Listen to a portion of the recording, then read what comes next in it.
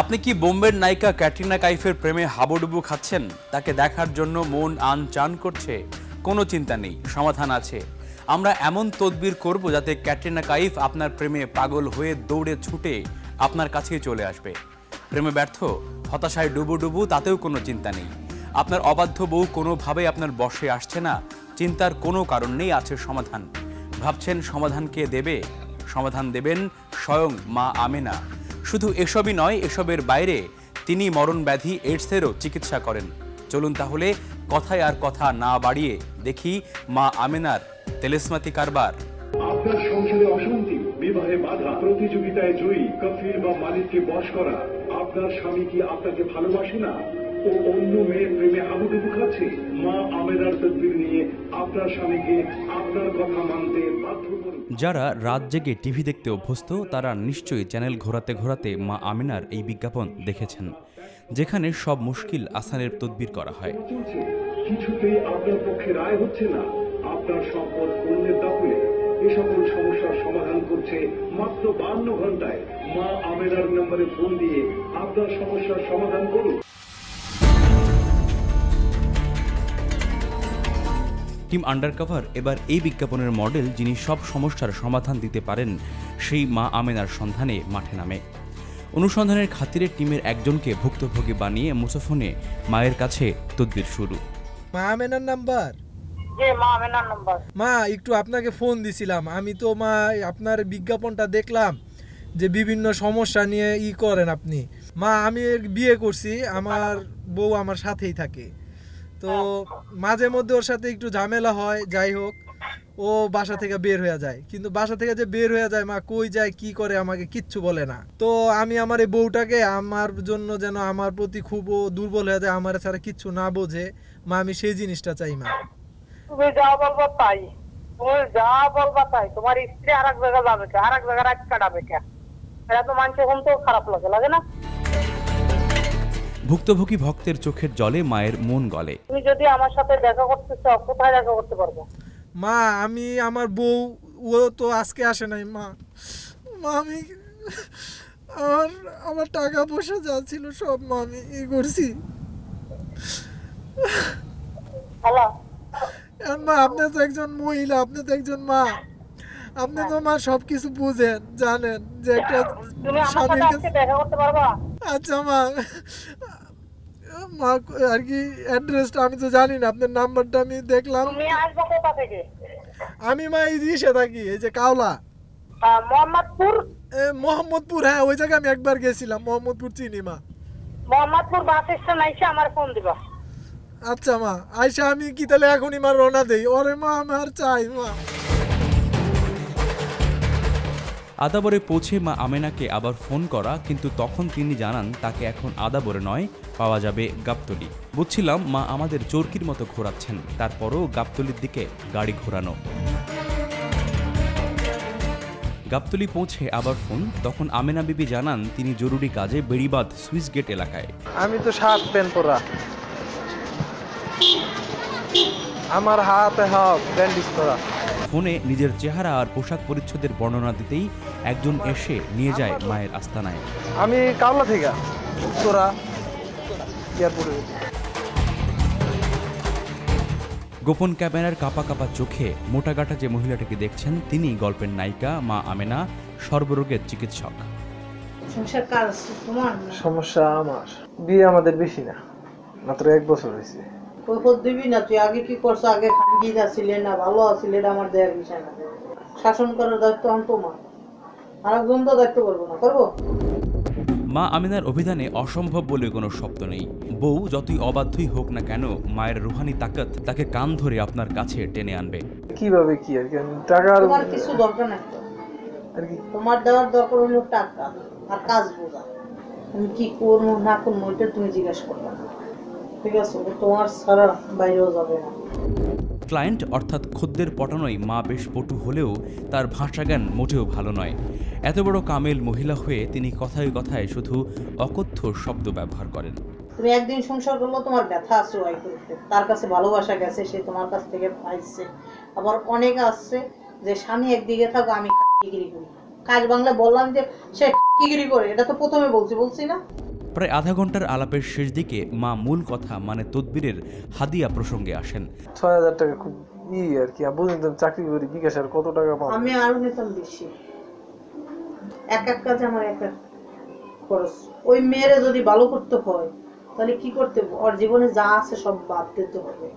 আমি ২১,০০০ টাকার এক পয়সা কম নিতাম না, ঠিক আছে? ২১,০০০ টাকার এক পয়সা কম নিতে পারতাম না। ওই যে টাকা লয়ে বয়ে রয়েছে, কম আনছে টাকা কাজ করি, দরকার নেই। ওনার রোগ আর তোমার রোগ এক না। এই ছিল মা আমিনার সাথে টিম আন্ডারকভারের প্রথম দিনের কথোপকথন। টাকা দিলে আর কি মূলত আপনি কাজটা করবেন? টাকা দিলে আমি শুরু, টাকা না দিলে আমি কিভাবে করবো? আমি যদি বলতাম যে না আমার কাছে কাজ হইব না, তুমি ২,০০০ টাকা দাও, ২,০০০ টাকা আমি মানতাম, ২,০০০ টাকাও আমি মানতাম, কেন কাজ হইব না। আর আমার কাছে আসো, আমি ডাইরেক্ট বলে দিই, তুমি ভালো না খারাপ এটা তোমার ব্যাপার, এটা আমার না। আমার কাজ হবে, আমার খরচ লাগবে। তারপর মা দেন আপনি, বুঝছো? আমার কাজ হবে, আমার খরচ লাগবে। ৬,০০০ টাকা একটু বেশি হয়ে যায় মা। আচ্ছা তুমি ৫,০০০ টাকা দিও, ৫,১০০ টাকা দেবো। তদবিরের হাদিয়া বিকাশে পরিশোধ করা হবে এই টোপ দিয়ে সেদিনের মতো ফিরে আসা। আসি মা, তাহলে আসি মা। আসসালামু আলাইকুম। ওয়ালাইকুম সালাম। যদি পারো আজকে কিছু পাঠাই দেবো, ঠিক আছে? আজকে আচ্ছা, যদি আমার মেসেজ আসে তাহলে আমি মনে করেন। আচ্ছা ঠিক আছে।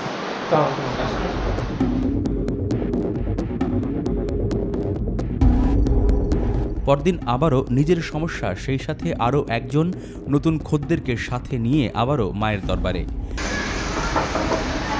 আসসালামু আলাইকুম। নতুন খদ্দের নিয়ে যাবার কারণ মা আমেনার লোভী সত্তাকে আরও একটুখানি উস্কে দেয়া।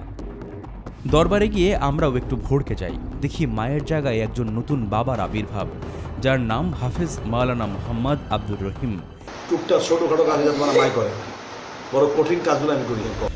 মায়ের চেয়ে বাবা রহিম আরও এক নয় 10 কাঠি সরেস। দেখুন লোক পটাতে তার মুন্সিয়ানা। সারা বিশ্বে আমি ছাড়া কেউ পারেনি কাজ করতে। আমার বউ আমি কাজ করলে এসমে আজম তদবির দিয়ে স্পেশাল তদবির ইস্তেখারা করে করলে তোমার বউ মরতে গেল তোমাদের জিগিয়ে দিবে, খাইতে হলে তোমার জিগিয়ে খাইবে, তোমার হুকুম করতে পারবে না। 72 ঘন্টা থেকে 7.5 দিন মৃত্যুর আগ পর্যন্ত গায়ে মাহারুম যালাকে দেখা দেওয়া হারাম, তালাকে দেখা দিবেন। অনেক কসরত করেও বাবার হাত থেকে বাঁচা গেল না, অর্থাৎ টাকা না দিয়ে উঠতেই পারল না ছদ্মবেশী আন্ডারকভার। তবে বিনিময়ে মিলল কাজ হবার কয়েক লাখ % গ্যারান্টি। তুমি যদি 7,100 টাকা দাও, কত? 7,100 টাকা যদি দাও, যতদিন বাইচা থাকবা ততদিন আমাকে বলবা যে না হাবের সাহেবের দ্বারা আমার উপায় খুব লস হবে, ক্ষতি হয়, 7 পয়সা দাম রাখবো না। 7,100 টাকা যদি দাও আর 60 টাকা দাম রাখবো না, তখন টাকা আনছো হয়ে যাবো। হ্যাঁ, টাকা আনছি, এখন ঘরের কাছে ওনার, উনি মামা করে বলি আপনি তো চলে যাবেন, ওনার ইটা মানে ওনার একটা বড় সমস্যা। তুমি টাকা দাও, আমার আর কি আমি মায়ের বলছি আমি বিকাশে পাঠাই দিব। আমি যেহেতু আসছি বেশিক্ষণ লাগবে না, পাঠাই দিব, আমি ফোন দিলে সবকিছু পরিকল্পনা মাফিকই চলছিল। দিন দুয়েকের মধ্যে মা আমেনা এবং বাবা আব্দুর রহিমকে আমরা লোভের জালে আটকাতে সক্ষম হই। এবার প্রাথমিক অনুসন্ধানকে মাধ্যমিক উচ্চ মাধ্যমিক পর্যায়ে নিয়ে যেতে আমরা ফেলি নতুন টোপ। মা আমেনা ও বাবা আব্দুর রহিমদের টাকার ক্ষুধা চরম, তাই টোপও টাকায় গেঁথেই ফেলতে হয়। সে কারণে তৃতীয় দিন আরেকজনকে নিয়ে যাওয়া বাবার দরবারে। আমার 5টা মোবাইল, বিভিন্ন জায়গায় অ্যাড যায়, আমার ওয়াইফের কাছে 3 যায়। আমি কাজ করতে কোনো তাবিজ লাগে না, পানি পড়া লাগে না, উহাক্কর লাগে না, হাতের তেলে পার তেলে মারি লাগে না, নখ লাগে না, মাথা চুল, এই আগের যুগে লাগতো। আমি বহু সাধনা করিয়া বহুত জ্ঞান খরচ দিয়ে এটা অর্জন করছি। আমি যদি সঠিক তদবির করি কাজ করি চোখের পলকে 13 ঘন্টা 9 ঘন্টা লাগবে না, তদবিরটা আমি আবিষ্কার করছি। প্রাথমিক ব্রিফিংয়ে বাবাকে জানানো হয় ছেলে মালদার আদমি, সমস্যা আবার নারী ঘটিত। আগে থেকে সম্পর্ক ছিল, আবার এক লোকের সাথে বিয়ে হয়ে গেছে, তো এখন মানে আমি চাচ্ছিলাম ওরা কি ব্যাক করানো যাবে? যাবে যাবে যাবে, 3বার বলছি যাবে। আপনি নিবেন কিনা? এটা দুধের মতো পবিত্র ছিল, পবিত্রটা আরেক জায়গায় যায় নষ্ট হয়ে গেছে, জুড়ে গেছে, 4টে মাটিয়া খাইয়া রাখে গেছে। সেটা আমরা খাইবেন কিনা আমি জিজ্ঞেস করছি আগে। ওইটা আনা কোনো ব্যাপার না, ওইটা আনি আমি লাগে জোর আমি লেগে কোনো ব্যাপারই না আমার জন্য আর কেউ পারবো না বাংলাদেশ না পৃথিবীতে আমি চালা। সমস্যা শোনার পর এবার সমাধান, তার জন্য টাকা লাগবে। আগে তুমি 500 টাকা অন দিবে, আগে আমার লাগে কথা হয়তো 500 টাকা লাগে, 500 টাকা ফি দিবে, তারপর তোমার বলবো তোমার কত টাকা লাগবে। টাকা লাগবে তোমার 21,000 টাকা লাগবে তোমার। আমি যে টাইম বলবো ওই টাইম মতো মেয়ে আইব, কেমন আইব, যে ছেলে বিয়ে করছে ছেলে ডিভোর্স দিয়ে দিবে।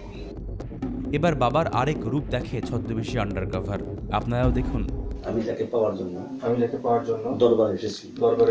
আমি হুজুরে জিজ্ঞাসা করছি, হুজুর আমাকে বলছে আপনি জুডাটা বাসি দেখাইবেন কিনা, আমি বলছি খাবো। আল্লাহ ভাবছেন কি চলছে? তদবির চলছে। আল্লাহ হুজুরে আসর নামাজের পরে সালাম দিব, সালাম দেওয়ার পরে ওই ছেলে আসক্ত হইয়া এবং বিভ্রান্ত হইয়া এবং বিচ্ছেদ হইয়া ও আমার প্রেমিকাকে তালাক দিবে। এক ঘর থেকে বউ ভাগিয়ে অন্য আরেক ঘরে আনার তদবির। এই দরবার থেকেও খালি ফেরত যায় না, মাওলা গো তোমার এই বন্দার জন্য খালি ফেরত না যায়, তোমার এই বন্দার মনের মুসুক পূর্ণ করিয়া দিও, লাইদি মহতুর মতো নিচুর দরকার সেই মেয়ের নাম কো লিসান, জোরে কো লিসান, ডাক নাম জি, তোমার নাম ইকরাম হোসেন। প্রায় 5 মিনিট পর শেষ হয় বাবা রহিমের তদবির। করাত মহাকরাত আমার কাছে কি কাটে, আইতে কাটে যাইতে কাটে 36টি বান কাটে, রামবান সম্মান কাটে, খান খান পঞ্চম খাওয়ার পরে আমার এই মন তোলার মহাতের যথা ছিল নিশানের 14 টাকা থেকে। আমার নাম ইকরাম হোসেনের পানি সেবা। ইকরাম হোসেনকে দেখলে তোর না দেখলে মনে মাওলা গো যে তদবির দিচ্ছি আমি ইকরাম হোসেনকে, মাওলা গো 8-3 ঘন্টা মন্ত্র পাঠ করবো মাগরিবের নামাজের পরে, মাওলা গো তোমার এই বন্দার মনের মুসুক করে আগুনের মন দিয়ে তাদের আগুনের চোখে মন গলিয়া যায়, আমি তোমাকে প্রার্থনা করছি মেয়েটার মনটা গলিয়া জানো, ঈশানের মনটা গলিয়া জানো গোলামি দিয়ে দাও, আলিফ লাম মিম এক তখন পই পই করে বিকাশে টাকা পাঠানোর অঙ্গীকার করিয়ে সেখান থেকে আসতে দেন তিনি। আমি যদি সঠিক তদবির করি 5.5 দিনে মেয়ে তোমার হাতে, জিতা থাও তোমার হাতে মেয়ে, ওই লোক ডিভোর্স দিয়ে দিবে, কথা শেষ। কথা বুঝছো? আমার কথা বুঝছো? আমারটা বুঝো, তোমারটা আমি বুঝি। এবার দিই এখন যে কি টাকা পাঠাইবা না অজুহাত দেখাইবা, আছে না অজুহাতের অভাব নেই তো। মা আমেনা আর বাবা আব্দুর রহিম জুটি শুধু তদবিরই করেন না, তারা কিন্তু পাশ করা হাকিম। সাধারণ রোগবালয়ের পাশাপাশি তারা ডায়াবেটিক ও মরণব্যাধি এইডসের চিকিৎসা করেন। রোগ ভালো হবার শতভাগ গ্যারান্টি, বিফলে মূল্য ফেরত। মেয়ের একটা রোগ দেখা দিচ্ছে আবার, মেয়েটা মরণ ব্যাধি, এইডস এর একটা ধরা এইডস, ওই তো ওষুধ আমি হাকিম। এইডস রোগ মানে এইডস রোগটা ওষুধ আমি এইডস রোগের তো চিকিৎসা মানে আমার কাছে আছে। সারা দুনিয়ায় যে রোগ নির্মূলের চিকিৎসা নেই, সেই ডায়াবেটিক আর এইডসের চিকিৎসা বাবা কিভাবে করেন সেটা দেখতে এবং দর্শকদের দেখাতে তৃতীয় দিন আবারও তার দরবারে, সাথে এক খদ্দের যার একই সাথে 2টি রোগ আছে। আমি ডায়াবেটিস চিকিৎসা করি, পৃথিবীতে ডায়াবেটিস ওষুধ আজ পর্যন্ত আমি বিক্রি করছি আমার ঠান্ডা মাথা দিয়ে। বাবাকে একটু উত্তেজিত করতে তার কথায় অবিশ্বাসের অভিনয়, তাতেই কাজ হয়। বাবার সুটকেস থেকে বেরিয়ে আসে ডায়াবেটিক আর এইডস সারানোর মহৌষধ। এই যে আমি ডায়াবেটিস ওষুধ দিই, এটা ডায়াবেটিস ওষুধ, এটা ডায়াবেটিস ওষুধ, এটা ডায়াবেটিস ভালো হইল, লাইফ গ্যারান্টি। আর এইডস এর কোনটা বাবা? এইডস রোগের ওষুধ লেগে এটা এইডস রোগের ওষুধ, হ্যাঁ এটা এইডস রোগের ওষুধ, 2 ডোজ খেলে এইডস রোগ থাকবে একদম ক্লিয়ার। বাবা আব্দুর রহিম শুধু মরণ ব্যাধি এইডসেরই চিকিৎসা করেন না, যে কোনো সময় অ্যাঞ্জেলিনা জোলি কিংবা ক্যাটরিনা কাইফকে আপনার আমার প্রেমিকা বানিয়ে দিতে পারেন। তবে তার জন্য তদবিরের রেটটা একটু বেশি। কিভাবে জানাবো বিরতির ক্ষণিক বিরহ শেষে।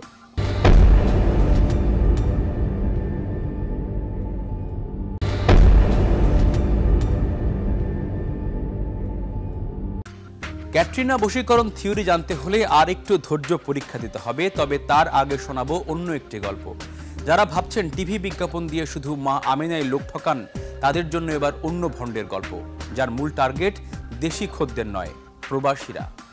তান্ত্রিক বিদ্যা ও জিন পরির উপর উচ্চ শিক্ষা অর্জনের জন্য তিনি ভারতের কামরূপ, কামাখ্যা, আজমির শরীফ, জৈনপুর, আসাম, চীনের তিব্বত, মিশর, পাকিস্তান এবং সর্বশেষ জিন পরিদের আস্তানা কোহেকাফে চলে যান। টিম আন্ডারকভারের কাছে অভিযোগ আসে বাবা হাবিবুল্লাহ বেজায় চালাক আর প্রতারণায় পিএইচডি। অনুসন্ধানের প্রাথমিক সূত্র মেনে মৌলানা সাহেবকে ফোন করা, অজুহাত লটারির টিকিট কাটবো, প্রয়োজন গোপন নাম্বারের। দুদিন পরে আমাদের এখানে লটারির একটা আসবে, হয়তো আপনি অবগত আছেন, তা আমাকে যদি একটু সহযোগিতা করতেন আর কি লটারি পাওয়ার ক্ষেত্রে। আপনি কি ওই 3 সংখ্যা নাম্বারের জন্য আমাকে স্মরণ করছেন? জি জি জি। আমি সে যুব সম্রাট, আমি সে মহান ব্যক্তি আপনার সাথে কথা বলতে আসছি। মাশাআল্লাহ, আমি গর্বিত। বিচার করি ইনশাআল্লাহ, আল্লাহর মধ্যে কথা বিশ্বাসী, আমি কাজে প্রমাণ করি। কথা শুনে নিশ্চয়ই বুঝতে পারছেন এই লটারি হুজুর খদ্দের পটানোয় প্রথম শ্রেণীর ডিগ্রিধারী। শুনুন টিম আন্ডারকভারের সৌদি সহযোগীর সাথে তার কথোপকথন। নাম দিবেন, আপনার মায়ের নাম দিবেন, আপনার বাবার নাম দিবেন। যদি আপনার একাতে আপনার বাপকে চোখ দিকে থাকে তাহলে আমি দিতে পারবো। কেন আমি গায়েবের মাধ্যমে সংগ্রহ করি। আমি যদি গায়েবীদেরকে কাছ থেকে যদি আমাদের মানুষকে যদি আমি জিনিসটুকু দিতে পারি, আমার চোখও ভালো লাগবে। তাইও একটা সংখ্যা নাম্বার দিব, বলো আলহামদুলিল্লাহ। আলহামদুলিল্লাহ। যখন লটারি হুজুর পুরোপুরি বুঝে যান ফোনের অপর প্রান্তে থাকা প্রবাসী লটারি প্রত্যাশী পুরোপুরি বটে গেছে, তখনই তিনি মুখ্যম তীরটি ছোড়েন। মাশাআল্লাহ মাশাআল্লাহ, আপনি যেভাবে বলবেন আমি চেষ্টা করব, কিন্তু কি করতে হবে আপনি আমাকে যদি বলতেন। ৭৫০০ টাকা তোমার করবো। এখানে যেটা লাগবে হাজির করতে, ওইটাই আমি তোমাকে বলছি বাবা। এবার শোনাবো তার দ্বারা প্রতারিত হয়েছে তাদের কথা। আসলে আমি মাওলানা হাবিবুল্লাহ দ্বারা অনেক প্রতারিত হয়েছি। উনি আমারে বহুত বড় বড় স্বপ্ন দেখাইছে। স্বপ্ন দেখাবার পরে আমি আজ না পারি বন্ধু বান্ধবকে মুখ দেখাইতে, না পারি বাড়ি যোগাযোগ করতে। ওনার এত বড় প্রতারিতর মাঝে আমি পড়ে গেছি। আজকে আমার বউ ফুলা হয় সবকিছু কষ্ট হইতে চাই যে আমি সায়েন্সের মতো চলতাম, যে 15 বছর বিদেশ করি, আমি একটা ঘর দরজা করতে পারি না। তো অনেকদিন আমি জিজ্ঞাসা করছি, আর আমারে কয় বাংলাদেশের শেখ হাসিনা খালেদা সেনাবাহিনী আমাকে পায়ের তলে থাকে রে। এসব অবাস্তব বিজ্ঞাপন একদিকে যেমন প্রতারিত হচ্ছেন প্রবাসীরা, অন্যদিকে এইসব বিজ্ঞাপন অবৈধ লটারি যারা করছে, যারা অবৈধ লটারি খেলছে, ওদেরকে উৎসাহিত করছে। 2013 সালের বিজ্ঞাপন নীতিমালা অনুযায়ী ধর্মীয় অনুভূতিকে ব্যবহারের মাধ্যমে পণ্যের বাণিজ্যিক উদ্দেশ্য হাসিলের লক্ষ্যে মসজিদ, মন্দির, গির্জা ইত্যাদি স্থানের ধর্মীয় স্থির চিত্র কিংবা চলমান চিত্র প্রদর্শন করা যাবে না। কিন্তু এসব নীতিমালা প্রয়োগের যে বাস্তব উদাহরণ নেই তার প্রমাণ মা আমেনা সহ বিভিন্ন আধ্যাত্মিক হুজুরের বিজ্ঞাপন প্রচার। এসব রোধে কি করা উচিত শুনবো একজন নির্মাতার মুখে। দেখেন, বিজ্ঞাপনের নীতিমালা আমি অনেক আগে জানতাম যে একটা ছিল, এটা বিটিভিতে ফলো করা হতো। বেসরকারি টিভি চ্যানেলের জন্য কোনো আছে কিনা আমার জানা নাই। আমি যতদূর জানি নাই, এটা হওয়া উচিত। আর বিটিভিতে যেটাও ছিল সেটাও এখন আর বালাই নেই। এই জায়গাতে আমি মনে করি আসলে নীতিমালার প্রয়োজন। নীতিমালার প্রয়োজন মানে হচ্ছে এরকম একটা বোর্ড থাকতে পারে, যে বোর্ড এটা ইনভেস্টিগেট করার ক্ষমতা রাখবে এবং স্কোপ থাকবে তাদের, এবং তারা যদি দেখে যে কোনো পণ্য উৎপাদক বা কোনো সেবা প্রদানকারী এমন কোনো প্রমিস করেছে যে প্রমিসটা আসলে সে ডেলিভার করছে না, তাহলে তার বিরুদ্ধে যেন শাস্তিমূলক ব্যবস্থা নেওয়া যায়।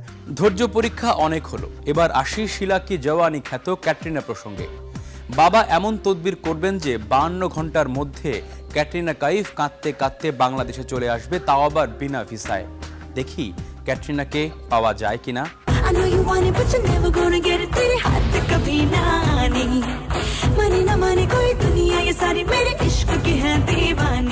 চাপাবাজির একটা লিমিট আছে, কিন্তু মা আমেনার পতিদেব রহিম বাবা সেটাকেও ছাড়িয়ে যান। আমার একটা বন্ধু আছে, ওনার কি বলবো, আর একটা বন্ধু আছে ঢাকা ইউনিভার্সিটিতে পড়ে, তো ও ক্যাটরিনার খালি দেখে, ছবি দেখে, খালি ক্যাটরিনার আজেবাজে জিনিস দেখে, খালি বলে যে ক্যাটরিনার বিয়ে করবো। এখন ক্যাটরিনার হইব কিনা এখন হবে, ক্যাটরিনা হবে 100 বার হবে। পয়সা খরচ কত টাকা লাগবে? 41,000 টাকা লাগবে ক্যাটরিনার পেতে। ও আমি তো চিন্তা করেন বাবা। রহিম বাবার লোভী সত্তাকে আরো জাগ্রত করতে গোপনে তাকে ভাগ বটোয়ারার অফার দেয়া, তখন তার সুফি চেহারার পেছনের অসুফি মানুষটি বেরিয়ে আসে। সাল্লু তো কিছু করতে পারবো না, পিচ্ছিত না থাকে। তুই ওরে আনবি, আমি লোমু টাকা তোটা তোর দিয়ে দিব, আমার দামি দিব, আর তুমি ছাড়া পাবে দিব। ক্যাটরিনারে জানি পায়। হ্যাঁ বলছে ক্যাটরিনা পাবে, তা পাবে। 100% যাবে, 100% যাবে।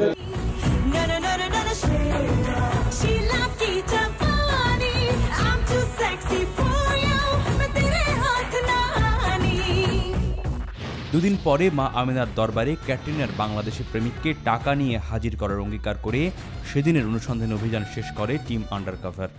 টিম আন্ডারকভারের হাতে 48 ঘন্টার সময় আছে। এই পুরো সময় জুড়ে আমরা মা আমেনা এবং বাবা আব্দুর রহিমের নারী নক্ষত্র খুঁজে বের করব। আপনাদের চোখে চোখ রেখে দেখাবো কোন আস্তানা থেকে কী ধরনের ভণ্ডামি করে তারা কখন বিতাড়িত হয়েছিল। আব্দুর রহিমের চেম্বার সিদ্ধিরগঞ্জের 4 নং মিতালি মার্কেটে। ঠিকানায় পৌঁছে প্রথমে একে ওকে জিজ্ঞাসা, 4 নম্বর মিতালি মার্কেট কোনটা? মোটামুটি চিরুনি অভিযান চালিয়েও মিতালি মার্কেটের কোথাও এশিয়া হারবালের টিকিটাও খুঁজে পাওয়া গেল না। এশিয়া হারবালের কোনটা? তবে তাকে খুঁজে না পাওয়া গেলেও জানা গেল মা আমেনা আর বাবা আব্দুর রহিমের অজানা অনেক কথা। ভাই এশিয়া হারবাল কোথায় বলতে পারেন? এই বিল্ডিং এর 4 নম্বর মিতালি মার্কেট। তো নাই, 2 বছর ধরে। হ্যাঁ নাই তো, 4 তলায় আছিল, নাই বেশি গেছে। আপনি কিসের জন্য খুঁজতেছেন মনে হয়? আমারও কিছু ছিল। কি ছিল আপনার? টাকা পয়সার হিসাব। মানে কয় টাকা আছে? 25,000 টাকার মতো বেঁচে গেছেন। 25,000 টাকা এটা কোনো বর্তমান কোনো অ্যামাউন্ট না। যারা আমি আরো বেশি দিয়ে রাখছে এখন অবস্থা কি? এরকম বহু হয় যে 20,000, 30,000, 50,000 এরকম অ্যামাউন্ট নিয়ে সব মহিলা মানুষ বাদ দিছে। লাগে এই বাইরেও পুলিশ আসছিল না, কত মেয়েরা পুলিশ নিয়ে আইছিল না। ছদ্মবেশে তথ্য সংগ্রহ করে মন ভরে না টিম আন্ডারকভারের, তাই পরদিন আবারও সাংবাদিক বেশে সিদ্ধিরগঞ্জের মিতালি মার্কেটে। সেদিন মার্কেটটির মালিক সমিতির সহযোগিতায় খুঁজে পাওয়া যায় এশিয়া হারবাল নামের সেই দোকানটি, যেটি একসময় বাবা আব্দুর রহিমের প্রতারণার তীর্থস্থান ছিল। বাবার খোঁজে গণমাধ্যম কর্মীদের উপস্থিতি টের পাওয়ার পরপরই জড়ো হয় মার্কেটের অন্য ব্যবসায়ীরা। তারাই মা আমেনা আর বাবা আব্দুর রহিমের কুণ্ডুলি ফাঁস করতে থাকেন। পয়সা পামু, সিটার বাটপার, বিভিন্ন রকমের কথা কয়। কয়েকদিন সাপ টাপ লইয়াও মানুষের জার্সে পড়ছে। 2 মাস 4 মাস বন্ধ থাকে, আবার কিছু মাইয়াগো টাকা পয়সা দিয়া মনে করে জনপ্রিয়তা কামাই করে। প্রশাসন ধৈর্য তো 4,000 টাকা আর কয়েকবার পুলিশও লয়ে গেছে। হ্যাঁ লয়ে গেলে কি টাকা দেবার 4,000 জায়গা মতো দেখা করে। তার মানে মা আমেনা এবং বাবা আব্দুর রহিম প্রতারণা, ধাপ্পাবাজি এবং গা ঢাকা দেয়াতে এফআরসিএস পাস। এবার সময় হলো ক্যাটরিনা কাইফের বাংলাদেশি প্রেমিককে নিয়ে বাবার দরবারে হাজির হওয়া। চলুন তাহলে সে পথে পা বাড়াই। টিভির বাম পাশে যাকে দেখছেন তিনি আমাদের বানানো ক্যাটরিনার প্রেমিক, আর ডান পাশে জনকে তো চিনতেই পারছেন, রহিম বাবা। তাদের প্রাথমিক আলাপে মনোযোগী কান পাতুন। তোমার সমস্যা করবে না? আমি এগুলো পছন্দ করি। এটা কি করে? ক্যাটরিনা বয়স কত? 100 কথা বলি। এক সময় ছিল আমি তদবির করলে খুব টাকা গেল তোমাদের। চাপাবাজি কি এবং কাহাকে বলে তার জীবন্ত প্রমাণ এই বাবা হুজুর। দেখুন কি কি বলেন তিনি। আরো জনের প্রেমে আছে এর থেকে একটা আবার নিয়ে তোমাদের জোড়া মিলিয়ে কালে বুঝিয়ে তোমার কাজ জীবন লাগবে না তোমার শুধু আমার নাম আর তোমার নাম কিছু লাগবে। আমি যে তদবি দিব, তদবি তুমি কাজে লাগে না, যেমনি তুমি লাগে পাস কাজ। ক্যাটরিনা থাকে কই? যেটাই থাকো কোন আনকাল নায়িকা? আসলে বাংলাদেশে এত আমেরিকা থাক, জাপান থাক, লন্ডন থাক, আমরা দেখার বিষয়। টিম আন্ডারকভারের ছদ্মবেশীয় অংশ যখন বাবার বয়ানে মুশকুল, তখন অন্য একটি টিম বাইরে সিগন্যালের অপেক্ষায়। সিগন্যাল পৌঁছাতেই দরজায় কলিং বেল বেজে ওঠে।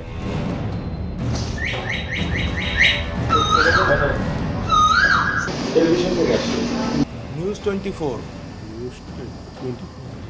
দৃশ্যটা এমন যেন ভেড়ার দলে বাঘ নয়, নেকড়ে পড়েছে।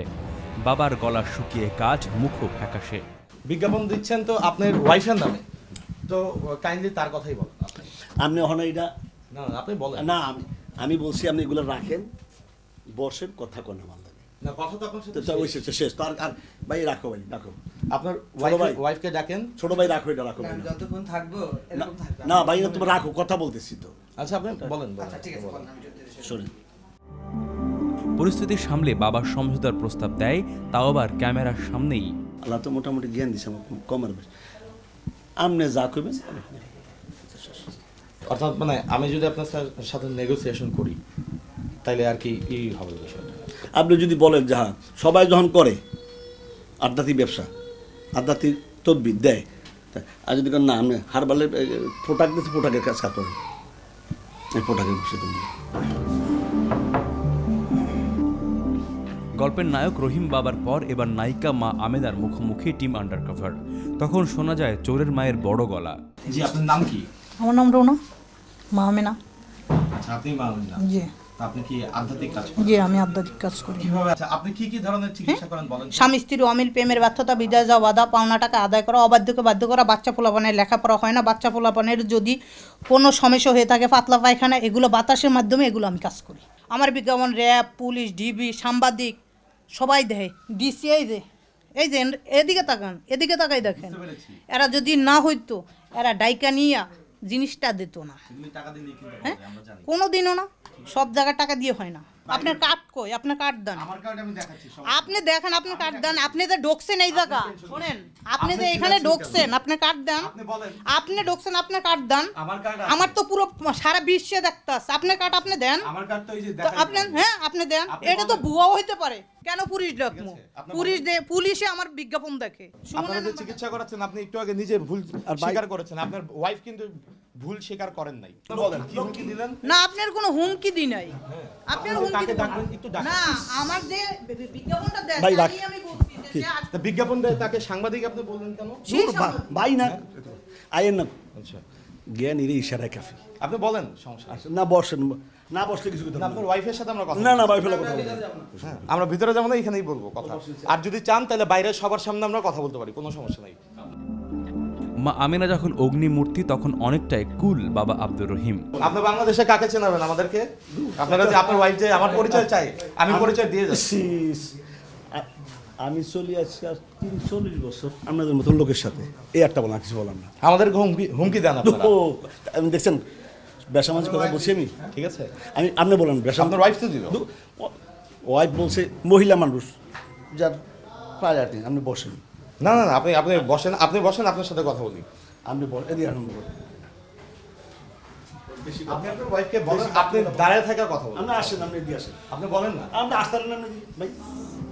পরিস্থিতি সামলাতে বিনয়ের অবতার হয়ে আবারও দৃশ্যপটে হাজির, বুকে জড়িয়ে টড়িয়ে অস্থির তিনি। আমরা আসলে আপনার ওয়াইফের সাথে কথা বলবো। না দরকার নেই, হ্যাঁ আপনি কথা বলুন, আমরা চলে যাব। না না আপনি জ্ঞানী মানুষ, আপনি টুকা দিয়ে ধরে বলছেন যে কথা বেশি বাড়তি। আমি জানি সাংবাদিক, রিপোর্টার, ক্রাইম রিপোর্টার এদের সাথে যে বহুদিন উঠা বসা, হ্যাঁ আমি জানি হে আমার অনেক কিছু করতে পারবো, পচাইতে পারবো, আবার উঠতে পারবো। এরপর নিজের ভণ্ডামির কথা স্বীকার করে ক্ষমা চান সবার কাছে।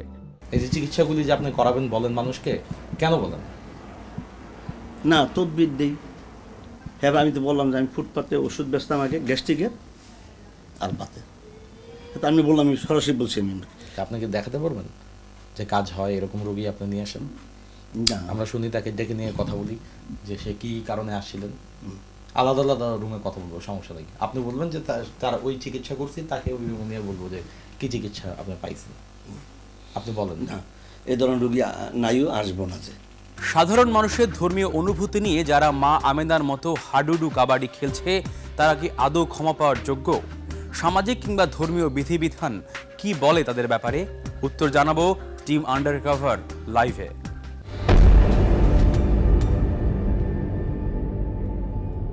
দর্শক স্বাগত আন্ডারকভার লাইভে। আপনারা এতক্ষণ দেখলেন মা আমেনা এবং বাবা আব্দুর রহিমের ভণ্ডামি এবং আমাদের অনুসন্ধানের সব দিকগুলো।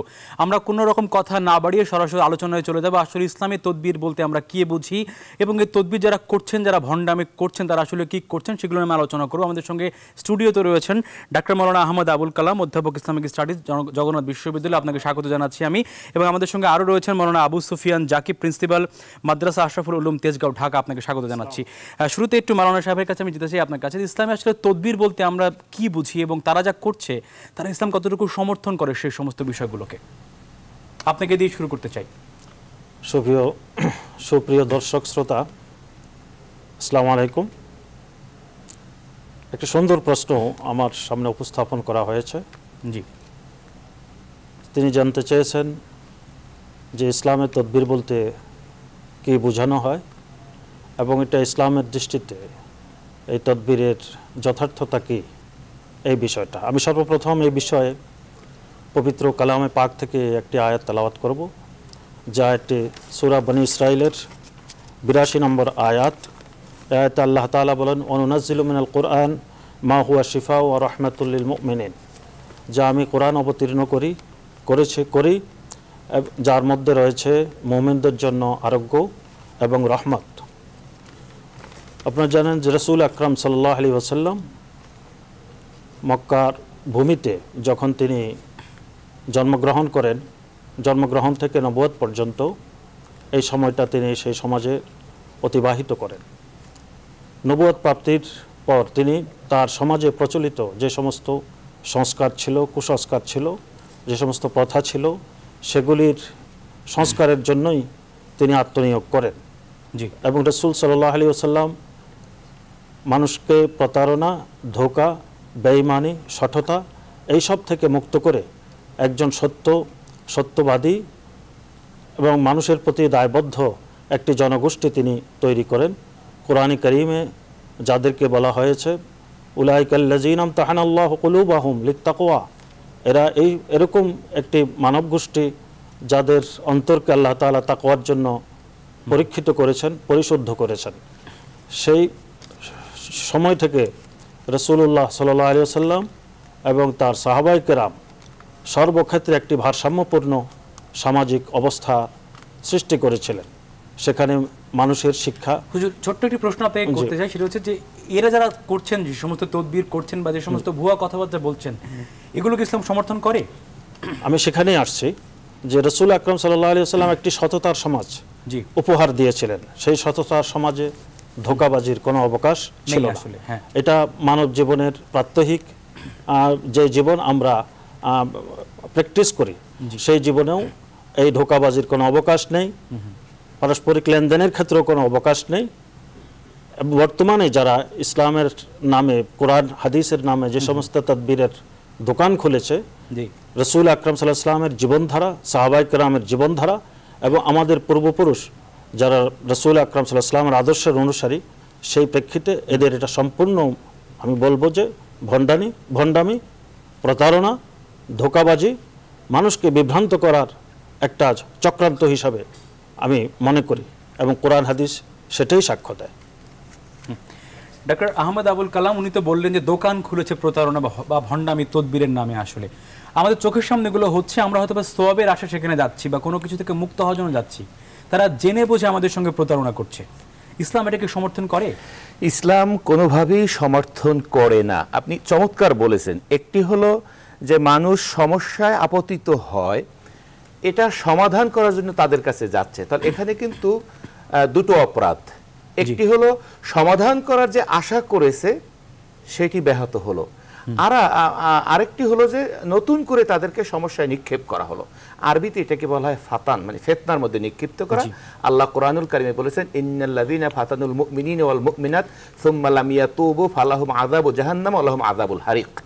যারা মানুষদেরকে এরকম সমস্যায় আপতিত করে বারবার এবং এর থেকে নিবৃত্ত হয় না, তওবা করে না, তাদের জন্য রয়েছে জাহান্নামের শাস্তি এবং তাদের জন্য রয়েছে জ্বলন্ত শাস্তি। তো এটা একটা কঠিন ব্যাপার। আরেকটি ব্যাপার হলো এই যে ধোঁকাবাজি করা, প্রতারণা করা, এটি মুনাফিকদের কাজ। কোরআনুল কারীম শুরু হয়েছে সূরা ফাতিহা, তার পরের সূরা হলো সূরা বাকারা। সূরা বাকারার মধ্যে মুনাফিকদের যে লক্ষণ, ইউখাদিউনাল্লাহ ওয়াল্লাযীনা আমানু, তারা ধোঁকা দেয় আল্লাহকে এবং আল্লাহর রাসূলকে, মানে দ্বীনকে তারা বিকৃত করে। ফোন নিব, দর্শকরা আমাদের সঙ্গে যুক্ত হচ্ছেন। দর্শক, আপনি নামটি বলে অথবা না বলে প্রশ্নটি করতে পারেন। আসসালামু আলাইকুম, আমি খুলনা থেকে তুফান বলছিলাম। জি জি, কোশ্চেনটা হচ্ছে মানে প্রধান অতিথি যারা আছেন তাদের কাছেও আর আপনার কাছেও কোশ্চেন। একটি টিভি চ্যানেল, আমি নামটা বলছি না টিভি চ্যানেলটা, সেখানে প্রতিনিয়ত আপনার দেখানো হচ্ছে যে আধ্যাত্মিক পাওয়ার, মানে বিভিন্ন কিছু। জি, তো যারা আসলে আধ্যাত্মিক পাওয়ার যদি ইসলামে অবশ্যই আছে, যদি থেকেও থাকে, তারা তো এরকম ভাবে প্রচার করেন। আর দ্বিতীয়ত হচ্ছে প্রচারটা যদি না হয় তাহলে প্রচারটা হচ্ছে না, আমরা জনগণও প্রতারিত হচ্ছে না। তো সেই ব্যাপারে আপনারা কি বলবেন? এটা কি বন্ধ করা উচিত না? একটা নীতিমালা বুঝতে পেরেছি। আরেকজন দর্শক রয়েছেন আমাদের সঙ্গে, প্রশ্নটি নিয়ে আমরা আলোচনায় ফিরবো আবার। দর্শক, আপনার নামটি বলে অথবা না বলে প্রশ্নটি করুন। দুঃখিত, লাইনটি কেটে গেছে। স্যার, যে প্রশ্নটি তিনি করলেন আসলে যে আমরা গণমাধ্যম কর্মীরাই কিন্তু এই সমস্ত বিষয়গুলো প্রচার করছি, আমরা অনেকগুলো টেলিভিশন থেকে বিজ্ঞাপনগুলো সংগ্রহ করেছি, সেখানে এগুলো প্রচার করা হচ্ছে এবং মধ্যপ্রাচ্যের মানুষ সবচেয়ে বেশি এগুলোতে আকৃষ্ট হচ্ছে এবং তারা সেখানে রয়েছেন এবং তারা অনেকেই আমাদের কাছে অভিযোগ করেছেন যে লটারির নামে সেখানে প্রতারণা চলছে। আসলে এখানে দুটো ব্যাপার, একটি হলো তারা প্রতারণা করে, সেটি অন্যভাবেও প্রচার করা সম্ভব ছিল, পত্রিকায় অংশবিশেষ আসে। একটি টিভি চ্যানেল যখন সেটিকে প্রচার করে এর একটা কিন্তু আরেকটা ভিত্তি পায়। সুতরাং যেহেতু এখানে পরিমার্জন করার সুযোগ আছে, একটি কমন সেন্স, মানুষের সাধারণ বুদ্ধিমত্তাও সাক্ষ্য দেয় যে এটা ভণ্ডামি, এটা ভুয়া। তো সুতরাং সেক্ষেত্রে সতর্ক হওয়া উচিত। আবু সুফিয়ান, সেটা হচ্ছে আলেম সমাজের তো একটা বড় ভূমিকা রয়েছে এই সমস্ত বিষয়গুলো ঠেকানোর ক্ষেত্রে আসলে, কারণ এই সমস্ত বিষয়গুলো কিন্তু দেখতে পাচ্ছি হরহামেশাই হচ্ছে, একদম ফুটপাত থেকে শুরু করে উচ্চবিত্ত পর্যন্ত সবাই কোনো না কোনোভাবে তারা আকৃষ্ট হচ্ছে বা যাচ্ছে এবং প্রতারিত হচ্ছে। আপনারা আসলে কি করছেন এই সমস্ত বিষয়ে? একটি সুন্দর প্রশ্ন করেছেন। মূলত উলামায়ে কেরামের মূল দায়িত্বের মধ্যে যেটা, সেটা হলো সঠিক ইসলাম মানুষের কাছে পৌঁছানো। জি, সেই দিকটা, এবং সেই সাথে যারা মাদ্রাসায় শিক্ষকতা করেন, যারা মসজিদে খতিব, তাদের একটা বিরাট দায়িত্ব রয়েছে সমাজকে ব্যাপারে সচেতন করার জন্য। আমি মনে করি ওলামায়ে কেরাম এই ব্যাপারে সচেতন আছেন। জি, তবে ওলামায়ে কেরাম বর্তমানে যে অবস্থানে আছেন সেই অবস্থানটা আরেকটু তাদের শক্ত করা উচিত এবং কথাগুলো জনগণের কাছে পৌঁছানো উচিত, বিশেষ করে প্রতি জুমার দিন খতিবগণ যদি। হুজুর, আপনার কাছে একটি প্রশ্ন রয়েছে দর্শকের, প্রশ্নটি আমার নিয়ে নি। দর্শক প্রশ্নটি করুন, নামটি বলে অথবা না বলে। হ্যালো, আসসালামু আলাইকুম। জি, ওয়ালাইকুম আসসালাম। ভালো আছেন আপনারা? জি, আলহামদুলিল্লাহ। বলুন, প্রশ্নটি করুন। আমি আসলে একটা প্রশ্ন করতে চাচ্ছি যে বিজ্ঞাপন নীতিমালা আছে আমাদের, সেটা নিয়ে আমাদের এক দর্শক প্রশ্ন করলেন। আমি এর সাথে আরেকটু অ্যাড করতে চাচ্ছি। এই ধরনের আমরা আরো বিভিন্ন ধরনের, শুধু এরা দুজন না, আরো অনেকে এই ধরনের প্রচার যখন করে, অনেক দেখা যায় যে আমাদের দেশে বিখ্যাত এদের রেফারেন্স করে। আপনার বসুন্ধরা দিদির আমি নাম বলতে চাচ্ছি না, তার ওইখানে আমি গিয়েছি, অনেক বড় বড় লোক যারা আমাদের রাজনীতি মিডিয়াতে বলেন, এই ধরনের লোকদের প্রতি তারা সরাসরি ব্যবহার করতেছে, তাদের হাতে এই ক্ষেত্রে আপনারা কি বলতে চান? আমরা আপনার প্রশ্নটা আসলে বুঝতে পেরেছি। তিনি বলেছেন যে আসলে প্রকাশ্যে এই সমস্ত প্রচারণাগুলো হচ্ছে এবং অনেক ক্ষেত্রে সবার সামনেই সেগুলো হচ্ছে। উত্তরটি আপনাদের কাছে জানবো, তবে ছোট্ট একটি বিরতির পরে। দর্শক আমাদের সঙ্গে থাকুন, আন্ডারকভার লাইভে নিচ্ছে ছোট্ট একটা বিরতি।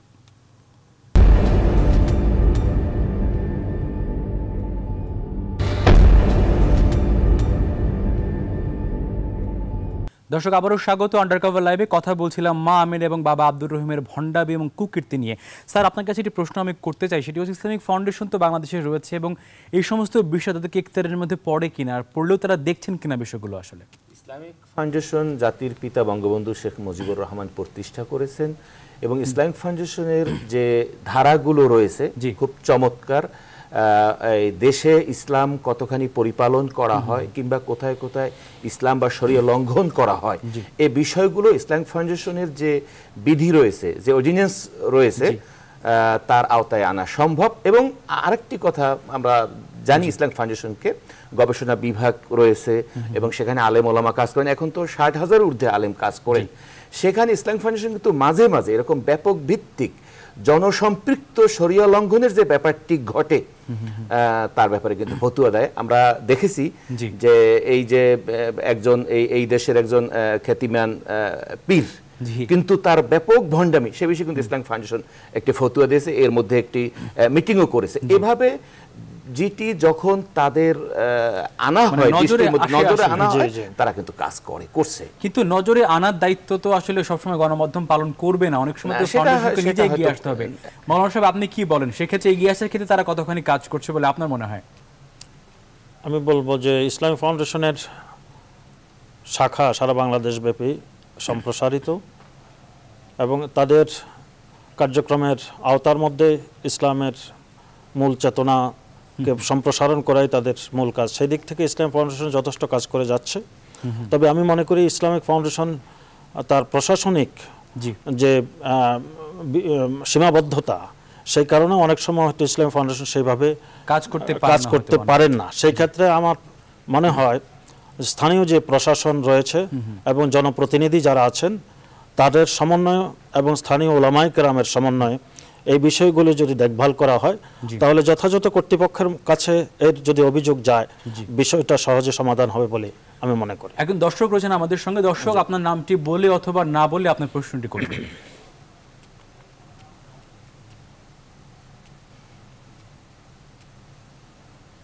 হ্যালো, দুঃখিত, কলটি ড্রপ হয়ে গিয়েছে। আমরা আসলে এই বিষয়ে ইসলামিক ফাউন্ডেশনের মহাপরিচালকের সাথে কথা বলেছিলাম, তিনি আমাদেরকে কি বলেছিলেন সেটা আমরা শুনবো এবং এটা আমরা জাতিকে শোনাতে চাই। আসলে এর বেশিরভাগ হলো বুকাস, জি, এবং মানুষকে প্রতারণা করে থাকেন তারা। যেমন ধরুন, একজন আলেমকে হাদিয়া দেওয়াটা সুন্নত এবং আলেমেরও হাদিয়া নেওয়াটা সুন্নত, কিন্তু তার মানে এই নয় কোরআনের আয়াত বলে এই তদবির করেছে আমাকে 2000 টাকা দিতে হবে, 5000 টাকা দিতে, এটা হারাম হয়ে যাচ্ছে। তদবির বাজরা এরা শুধুমাত্র নিজেদের স্বার্থে মানুষকে ধোঁকা দেওয়ার কাজটা করে থাকে। আসলে একটি বিষয় এখান থেকে উঠে আসলো যে অর্থ কিন্তু সবচেয়ে গুরুত্বপূর্ণ বিষয় এখানে, কারণ তারা কিন্তু লোভে পড়েই কাজগুলো করছে এবং মূল উদ্দেশ্য মুনাফা হাসিল করা। ধর্মকে ব্যবহার করছে মুনাফা হাসিলের জন্য, মানে ধর্ম তাদের কাছে ব্যবসা হয়ে দাঁড়িয়েছে। এবং দেখুন, এটা কঠিন ব্যবসা, সেখানে ধোঁকাবাজি করা হচ্ছে কিন্তু নানাভাবে। আল্লাহ ভবিষ্যৎ সবকিছু জানেন, সেখানে হস্তক্ষেপ, মানে আল্লাহ সীমানার মধ্যে, রাসূলুল্লাহ সীমানার মধ্যে হস্তক্ষেপ, ইসলামের যতগুলো দিক আছে সেখানে হস্তক্ষেপ, মানুষের সাধারণ ধর্মীয় অনুভূতিতে হস্তক্ষেপ, একবার সাধারণ কমন সেন্স যেটা একবার সুস্থ স্বাভাবিক একটি মোটামুটি জ্ঞান তার আছে সেটাও যাব, তাও কিন্তু সীমা লঙ্ঘন করা হচ্ছে, অর্থাৎ সার্বিকভাবে সীমা লঙ্ঘন। আমি আরেকটা কথা বলতে চাই, ধর্মীয় ব্যাপারটি ইসলামিক ফাউন্ডেশন দেখতে পারে, ডিজি মহোদয়কে আপনারা জিজ্ঞাসা করেছেন বা আমরাও বলেছি। আরেকটি ব্যাপার, এর অনেকগুলো দিক আছে যেটি আপনার আমাদের এই সংবাদে দেখলাম, আমাদের দেশের যে প্রচলিত আইন আছে সে আইনের দৃষ্টিতেও কিন্তু অনেকগুলো দিক আছে অপরাধী। একজন দর্শক রয়েছেন আমাদের সঙ্গে। দর্শক, আপনার নামটি বলে অথবা না বলে প্রশ্নটি করুন। হ্যালো, জি, আসসালামু আলাইকুম। ওয়ালাইকুম আসসালাম, আমি হাসান বলছিলাম কিশোরগঞ্জ থেকে। জি, মা আমিনার যে বিষয়টা আমরা আপনারা দেখাচ্ছেন টিভিতে, এরকম অহরহ সারা বাংলাদেশে হয়ে আসছে। জি, অহরহ সারা বাংলাদেশে হয়ে আসছে। আমার প্রশ্ন হচ্ছে, যে সমস্ত বেসরকারি টিভি চ্যানেল এই সমস্ত প্রচার করছে, এগুলা বন্ধ করা ইমিডিয়েটলি প্রয়োজন। আপনার প্রশ্ন আমরা বুঝতে পেরেছি। এই বিষয়ে আমরা কথা আসলে বলেছি, কিন্তু হুজুর আবু সুফিয়ান, মাওলানা আবু সুফিয়ান, আপনাকে জানতে চাই আমি, উনি যে কথাটি বলছিলেন যে আসলে সীমা লঙ্ঘন করছে এরা আসলে, এবং সাধারণ মানুষের ধর্মীয় অনুভূতিকে নিয়ে সীমা লঙ্ঘন করছে। আর সেক্ষেত্রে সাধারণ মানুষের তো অনেক দায়িত্ব রয়েছে এখানে, এবং তার পাশাপাশি আপনি বলছিলেন যে স্থানীয় প্রশাসন রয়েছে এখানে, তারা ব্যাপারটা দেখছে কিনা এটা নিয়ে কিন্তু প্রশ্ন রয়েছে। আপনি প্রশ্নটি তুললেন, একটু স্পষ্ট আপনার কাছে জানতে চাই ব্যাপারটি আসলে। আমার মনে হয় যে যেখানে এই সমস্ত কর্মকাণ্ডগুলো চলে সে এলাকায় স্থানীয় জনপ্রতিনিধি থাকেন, এলাকার চেয়ারম্যান থাকেন, মেম্বার থাকেন, এবং পুলিশ প্রশাসনও তাদের কাছাকাছি অবস্থান করেন। আর পুলিশের সাথে জনগণের যে নিবিড় সম্পর্ক, সরকারি প্রশাসনের মধ্যে অন্য কোনো সংস্থার সাথে এতটা সম্পর্ক অন্য কোনো সংস্থার সাথে আছে বলে আমার কাছে মনে হয় না। সেই দিক থেকে স্থানীয় প্রশাসন যেহেতু অনৈতিক কাজ চলছে, এটা ইসলামের দিক থেকে, সামাজিক দিক থেকে, রাষ্ট্রীয় শৃঙ্খলার বিধানের দিক থেকে, এবং রাষ্ট্রে আপনার সন্ত্রাস, জঙ্গিবাদ, এই সমস্ত যে বিষয়গুলো আমাদের সমাজে আছে, আমি মনে করি এই সমস্ত প্রতারণার প্রশ্রয়ে এই সমস্ত জিনিসগুলো আমাদের সমাজে বিস্তার লাভ করে। সেই ক্ষেত্রে স্থানীয় জনগণের চেয়ে সবচেয়ে বেশি প্রয়োজন হলো যারা জনগণের প্রতিনিধি এবং যারা স্থানীয় মসজিদের ইমাম রয়েছেন, খতিবগণ, এবং যে সমস্ত অঞ্চলে মাদ্রাসা, দ্বীনি শিক্ষা প্রতিষ্ঠান রয়েছে এবং স্কুল কলেজ রয়েছে, তাদের সমন্বয়ে এই সমাজ বিরোধী যে সমস্ত কার্যক্রম চলে সেই ব্যাপারে যদি স্থানীয় জনগণ সিদ্ধান্ত নেন এবং প্রশাসনকে যথাযথভাবে সময় মতো এটাকে অবহিত করেন, তাহলে এই জিনিসগুলি রোধ করা সহজ হবে এবং শান্তিপূর্ণভাবে সেটাকে রোধ করা সম্ভব হবে। দর্শক, আপনার নামটি বলে অথবা না বলে প্রশ্নটি করুন।